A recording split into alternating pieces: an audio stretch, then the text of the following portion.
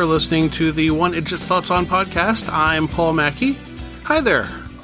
This recording is for day 28 of the Dog Days of Podcasting Challenge. Full disclosure, I've already recorded and edited the final 2 episodes of the month. It feels weird doing this one after that, but as I will be traveling, I wanted that stuff ready to go.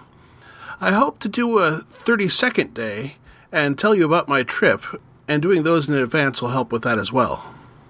I'm going to the Minnesota State Fair. You can find lots of information about that online, especially on YouTube. If any of you want me to specifically do or try eating anything that isn't a hamburger made from kid snacks, I'll see what I can do. Last time, I asked you about a movie and then a man and some sheep. I have answers for those, and it's not as bad as it sounds. Then I have questions about ill-fated tech and an ill-fated tribute, so let's get to it. Right, welcome back to the Dog Days of Trivia on One Idjit's Thoughts On podcast. This is Paul Mackey, and I'm presenting to you yesterday's answers. In 2002's Bubba Hotep, Bruce Campbell played Elvis, secretly alive like we were always told, and he also teamed up with Ossie Davis playing another prominent political figure. And what figure was he playing? The answer? John F. Kennedy.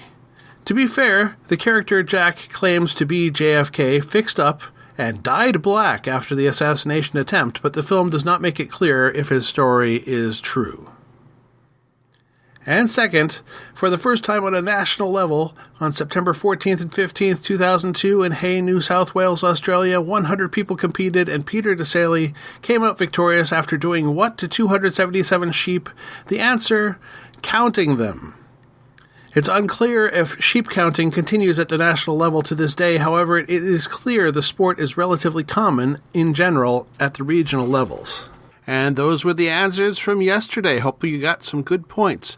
Now into the questions for today.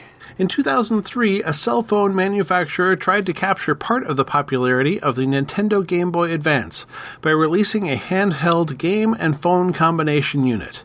The initial model suffered from the fact that you had to remove the battery to change game cards, and because you had to use the unit sideways next to your face to use the phone functionality.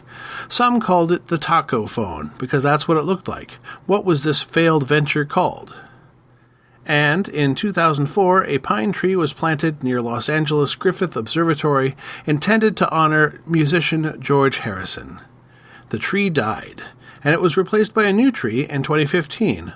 What was the original tree's ironic cause of death? And those are the questions of the day.